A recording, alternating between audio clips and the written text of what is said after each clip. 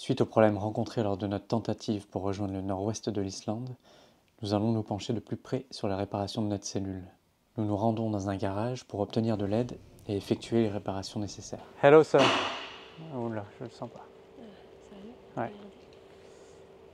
Hello sir. Hi. Sorry to disturb you. We need help, but we don't know if you can help us. Probably not. Okay. Yes. You Good. don't have time to do anything. Okay. Okay. Do you have a... Do you have a big problem or what? No, it's not mechanical problem. It's with the roof tent. It's with the camper. Yesterday the wind, the roof tent open Yeah, on the lifted road, with the wind. and the fixation on the left. You can try go to Bielefeld.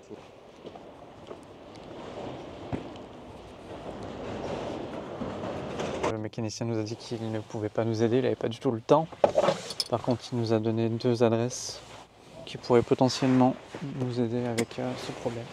Donc on va aller voir l'adresse numéro 1 qui nous paraît la plus... un petit garage là où je sais pas trop ce que c'est, ça a pas l'air d'être un truc très...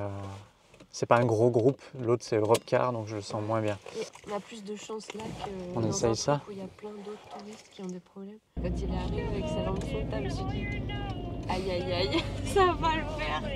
Il a pas l'air du Et puis, tout commode. je peux pas vous aider. Ouais, Non, direct. je peux rien faire. Je peux rien faire parce que en fait j'avais pas compris au départ qu'il a dit I don't j'ai have pas a le time. temps. J'ai cru que il disait vous n'avez jamais le temps, genre en mode Ah non. vous voyagez, vous avez jamais le temps de vous arrêter vraiment quoi. Donc laissez tomber. Bon, nous sommes venus au 2e garage. On est tombé sur quelqu'un qui comprend pas très bien l'anglais a priori. Il est venu voir ce qu'on essayait de lui expliquer et apparemment lui peut pas le faire, mais quelqu'un va revenir d'après ce qu'on a compris. Voilà, j'espère qu'on va trouver quelqu'un qui aura envie de nous aider. Bon, et bien on repart bredouille parce que bon, on attendait comme ça depuis presque 1 heure là. Et donc personne n'est venu nous voir. On est retourné dans le garage. Et donc ils nous ont dit qu'ils ne savaient pas combien de temps on devait attendre parce qu'ils attendaient en fait le patron a priori. Mais que si on voulait, il y avait un magasin en ville. On l'avait vu effectivement sur la carte. Oh, ça grimpe là, hein. Ouais. Comment ils font l'hiver? Ils ont 6 roues sur leur pick-up. Du coup je vais prendre la dimension de la patte de fixation qui nous manque.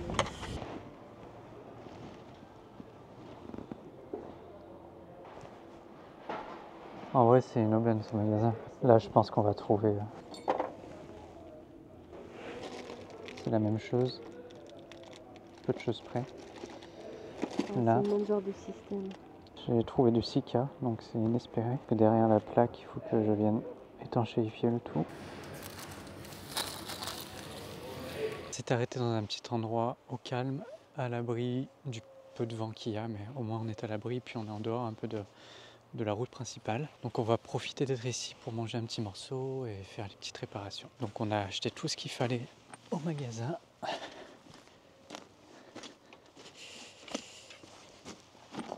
Donc on va se débrouiller. Voilà, on voit que ça a quand même bien abîmé. La tôle elle est un peu tordue. Je vais essayer de la planir un petit peu avec un marteau. Mais...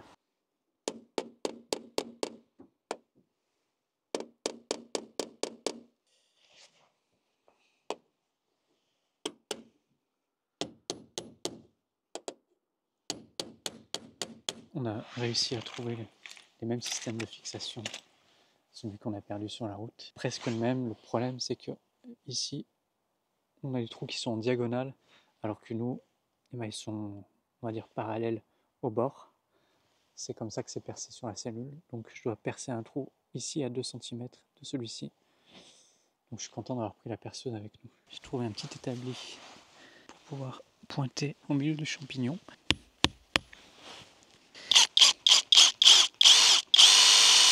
Ok, bon là je viens de terminer de percer. Donc le trou ici, qui est vachement au bord. J'ai un petit peu dérivé. Oh c'est chaud. J'espère que ça va aller. En gros, ça va venir comme ça.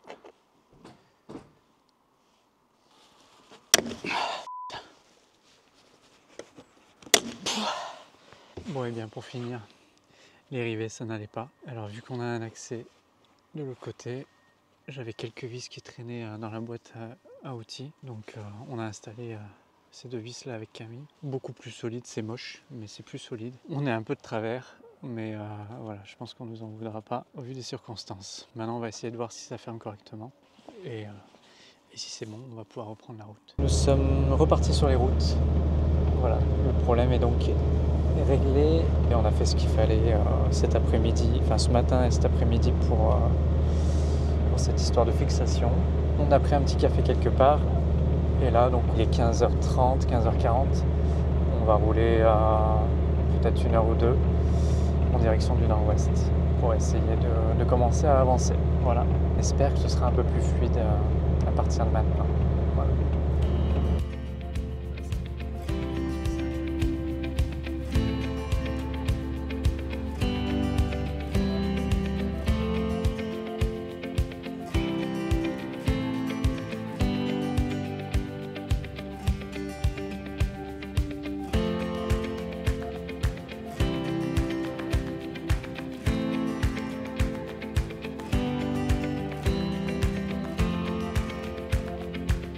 Bon, et bien on fait une petite pause sur la route. Camille fait un plan drone. On est au bord de la numéro 1. J'ai plutôt l'impression d'être sur Mars ou sur la Lune. Voilà, la route est belle, la route se passe bien. On roule pas vite, on roule à 70 km/h. Ce pays est incroyable, je sais pas, c'est indescriptible. Alors c'est très austère, très hostile aussi je trouve. Il y a ces paysages très lunaires à perte de vue. C'est assez inhabituel et du coup assez peu hospitalier je trouve. C'est incroyable. J'ai pas d'autres mots.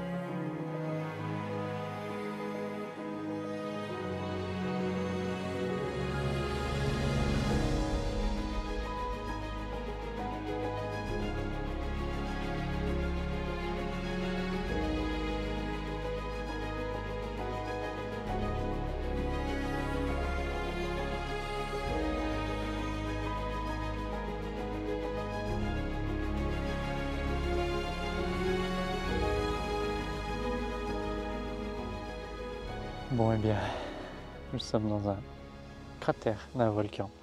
Nous allons manger là ce soir. Et puis après, nous reprendrons un peu la route pour rejoindre une zone autorisée pour dormir. C'est assez incroyable d'être là ce soir. C'était une bonne après-midi, après les péripéties du matin et des derniers jours.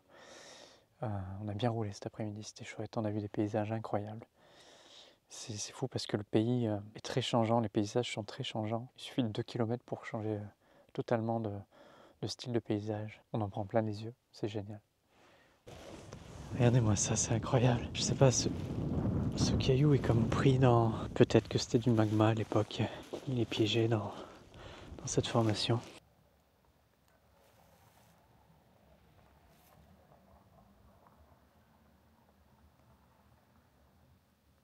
J'ai vraiment l'impression qu'à une certaine époque, ça a pu être, je sais pas, du magma ou de la lave, parce qu'on voit vraiment toutes les roches qui sont coincées dans cette immensité un peu beige là. On voit qu'elles ont été emprisonnées à un moment donné. Alors par contre, je ne sais pas du tout comment ça s'est produit. C'est fou quand même, ce paysage. Ça paraît tellement hostile, très austère, mais c'est magnifique à la fois. Je ne sais pas vraiment comment le qualifier. C'est un paradoxe, ce pays. À la fois, il me fait peur, et à la fois, je l'adore. Lorsque l'on pense à l'Islande, on pense assez vite à ces paysages où l'on voit de la fumée sortir des entrailles de la terre. C'est quelque chose qui a attisé ma curiosité, que j'avais envie de voir. J'avais aussi entendu parler du fait que ça ne sent pas très bon, mais je crois que je m'attendais quand même pas à ça. Ouais, c'est... Ah, je peux pas, je crois. Oh là là, je peux pas. Ah, ça sent vraiment mauvais. Waouh, je m'attendais pas à ça. Putain, c'est dingue à quel point ça pue.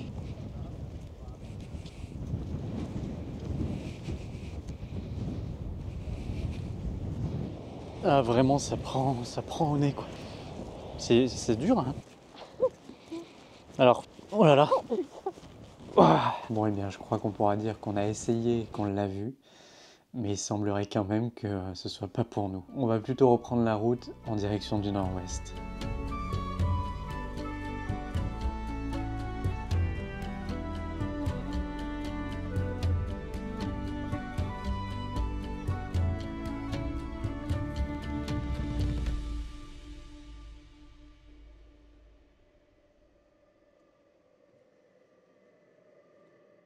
Bon, et bien la nuit était fraîche, c'est annoncé 5 degrés. Je pense qu'on est encore pas habitué aux températures d'hiver. Pour nous, en fait, on sort de l'été. Hein. En France, il fait plus de 30 degrés en ce moment. Et on arrive là un petit peu sans transition, donc il faut que cette transition se fasse, justement. On va continuer notre bout de chemin aujourd'hui. Allez, on va essayer de faire 200 km, ce serait formidable. Toujours en direction du nord-ouest du pays. On tient le bon bout, on est à, je ne sais plus combien j'ai dit, 500 et quelques kilomètres. La pluie nous accompagne ce matin, mais ça me va. Tant que c'est pas la neige, on est bon. La route s'étire à l'infini, un ruban d'asphalte serpentant à travers les paysages grandioses de l'Islande. Les moutons, paisibles, broutent l'air brase lorsqu'ils ne traversent pas la route. Chaque virage nous dévoile un nouveau paysage, une nouvelle émotion.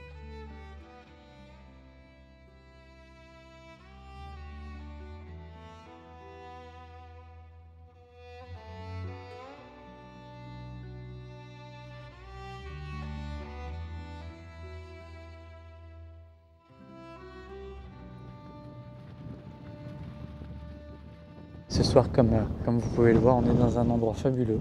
On a découvert un peu les pistes islandaises aussi, donc qui sont des routes principales hein, finalement, mais sur lesquelles il n'y a pas de goudron, donc c'est de la piste, de la terre battue. Ça fait un peu bizarre, forcément on roule beaucoup moins vite, enfin moi je roule entre 50 et 60 km/h. Ces pistes en terre battue sont appelées ici les F-Roads. Le F vient du mot islandais fjall, qui signifie montagne. Ces routes traversent souvent des régions montagneuses et reculées.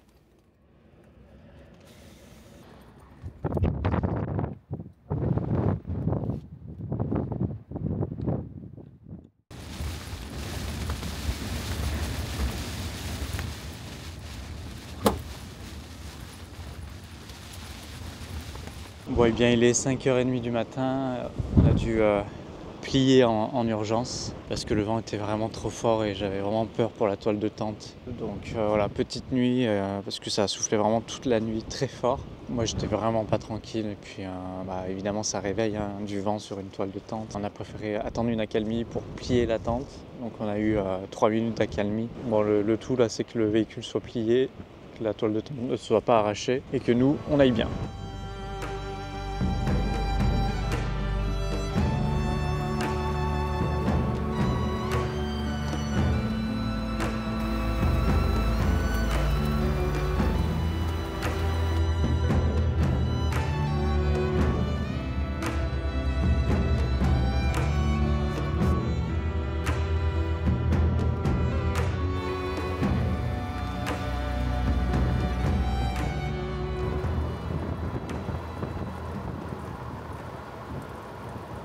On vient de réussir à joindre la propriétaire des lieux.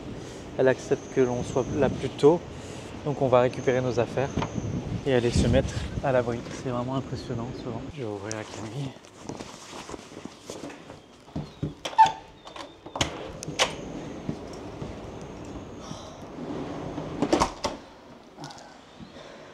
Ça va ?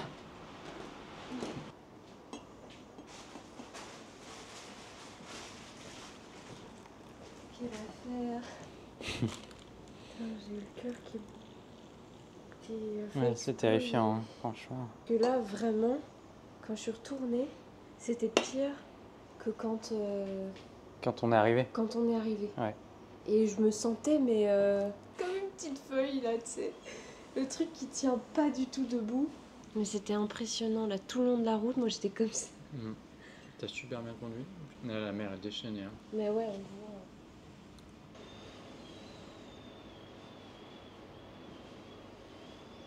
Bon, eh bien, on a pris une petite douche, ça fait du bien, c'est revigourant. Maintenant, on a faim, donc on va essayer de se cuisiner à manger. On a essayé de contacter la propriétaire pour savoir si on pouvait utiliser tout ce qu'il y avait dans les placards, parce qu'il y a plein de choses dans les placards pour faire à manger, quoi, tout simplement. Il y a un micro-ondes là.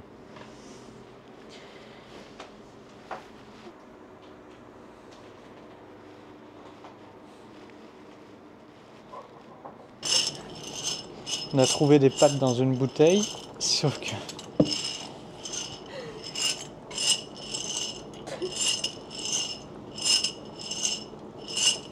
Moi, je suis sûr que c'était des pâtes de décoration. Bah ouais, mais tant pis, c'est pas grave, on lui remettra des pâtes.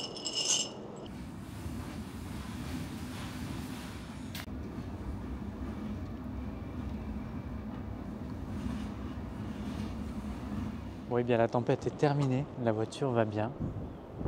C'était vraiment notre inquiétude.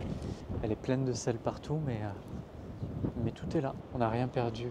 J'avais peur que certaines choses s'arrachent, comme le haut vent par exemple. On peut souffler. C'est fou parce que c'est vraiment tombé d'un coup. Là, tout à l'heure, derrière moi, c'était l'apocalypse. Et là, il y a une petite brise. On va pouvoir penser à la suite, s'organiser et peut-être reprendre la route demain, sans doute.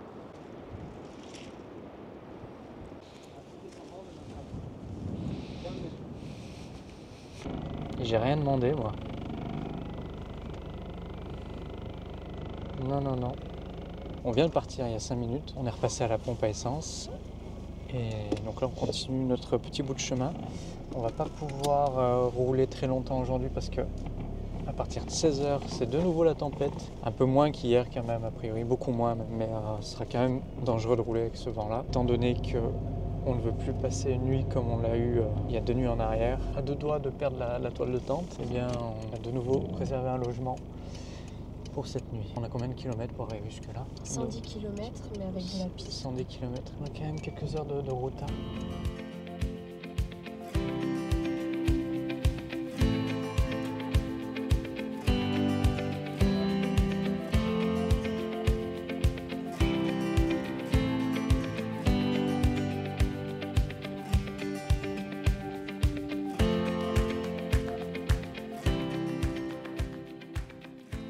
Faisons une petite pause sur la route parce qu'on a été beaucoup plus rapide qu'on ne l'avait imaginé, donc on a le temps de s'arrêter avant que le vent ne se lève.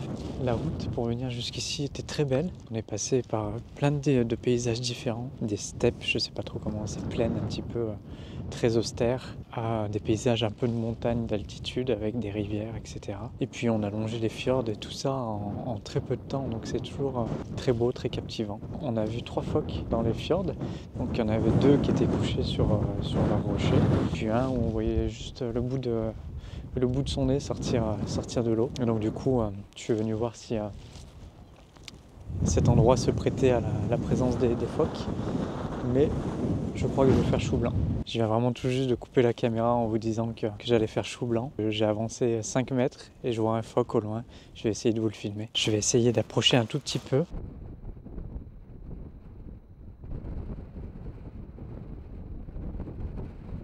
Bon, vous l'avez vu, il est trop marrant, comme ça sur son rocher. Il a l'air un petit peu tout maladroit. C'est vraiment des animaux que je ne connais pas. Et donc ça me fascine d'autant plus parce que c'est nouveau, donc il y a un petit peu ce truc de nouveauté où on découvre chaque chose de l'animal. Moi, les animaux marins, vraiment, voilà, moi je vis dans la montagne, c'est quelque chose que je ne connais pas, très peu à travers mes voyages, donc c'est toujours pour moi un moment très fort, hein, en émotions très riches, donc je suis trop content de pouvoir en observer un ici. Voilà, je vais attendre Camille, je l'ai appelée pour la prévenir. Et on va essayer de l'approcher sans l'effrayer. Je ne sais même pas si ce sont des animaux qui ont peur de l'homme, j'imagine que oui. Alors, il est où? Oh oui. Tu le vois? Ouais. Il est loin, hein, mais il est trop marrant. Il se tortille sur son rocher là. Oh là là, je crois qu'il y en a un deuxième. Ah oui, il y en a un autre. Je devine une nageoire ici. C'est mon anniversaire aujourd'hui. C'est un super cadeau d'anniversaire. Merci de ta présence. J'ai vraiment l'impression qu'il vit sa meilleure vie. Ça pourrait s'apparenter à nous au mois de juillet ou au mois de juin sur la plage. Sauf que là il fait 4 degrés avec du vent.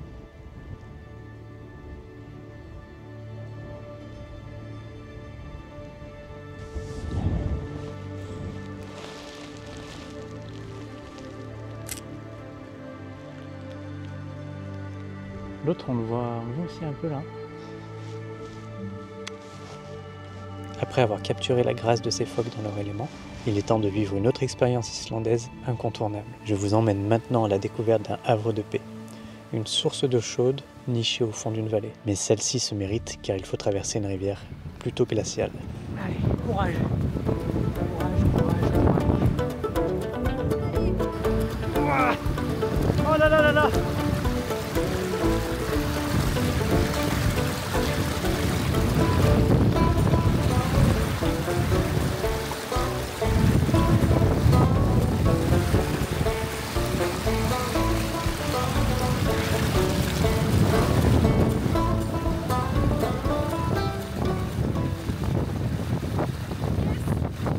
C'est vraiment très très chaud. Je reviens pas. Ah ouais. Un bassin d'eau chaude en pleine nature. C'est incroyable, vraiment. Avec une vue de fou. Je profite d'être dans ce lieu incroyable pour me promener aussi un petit peu. Cette vallée est fabuleuse, on est au fond d'une fjord. Et au fond de cette fjord, il y a une vallée qui part à droite, cette vallée qui est derrière moi. Et au milieu de cette vallée, il y a une rivière et des étendues sauvages à perte de vue. C'est fou de vivre là, ça doit être incroyable vraiment de vivre ce quotidien. C'est une vallée où ils ont planté ces dernières années 130 000 arbres dans cette vallée. Donc apparemment la personne à l'initiative de ce projet, c'est le propriétaire du ranch qui est derrière moi, là où nous sommes actuellement. C'est une vallée magnifique, une vallée incroyable.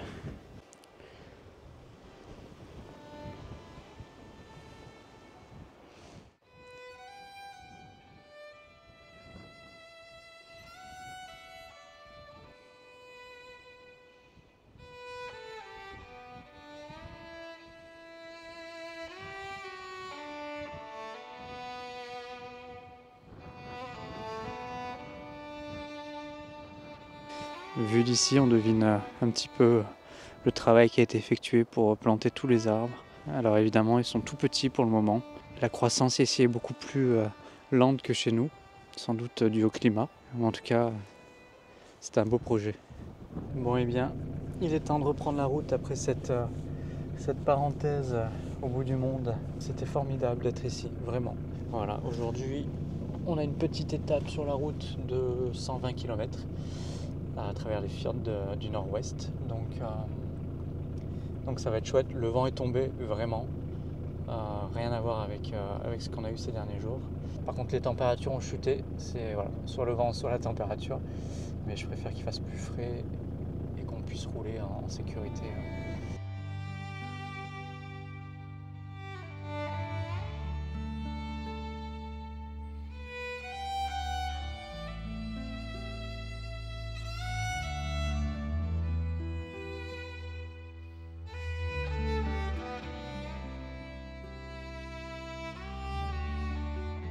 Là, ça rigole plus trop au niveau des températures. Je trouve qu'on a vraiment perdu quelques degrés en peu de temps. On sent vraiment la différence. Et puis de toute façon, pas derrière moi. Si, derrière moi on le voit, mais surtout là-bas, on voit qu'il y a beaucoup plus de neige sur les hauteurs. Je vais pas regarder la météo, mais là on est pas loin du négatif. On doit être dans l'ordre de 1 ou 2 degrés. Donc ça fait tout drôle. Nous sommes le 8 septembre. 1 ou 2 degrés. Le vent qui siffle, je pense que c'est le bon moment pour tomber en panne en plein cœur de l'Islande. Mais l'aventure c'est aussi ça, n'est-ce pas? Transformer un imprévu en une nouvelle expérience. Bon, d'accord. On a un petit souci avec les courroies. Donc ici, j'en ai une qui a sauté. On la voit, elle est là. Courroie d'accessoires. La deuxième ici, elle s'est retournée. Bon, on va essayer de régler ce problème sur la route. Une panne de voiture, certes, mais heureusement pour nous, ce sont des travaux que nous devrions réussir à régler par nous-mêmes sur le bord de la route. Merci à tous et à toutes d'avoir suivi cette vidéo jusqu'ici. Dans la prochaine vidéo, nous allons donc tenter de réparer notre voiture avant de reprendre l'aventure. En attendant, et comme d'habitude, prenez bien soin de vous. Bye.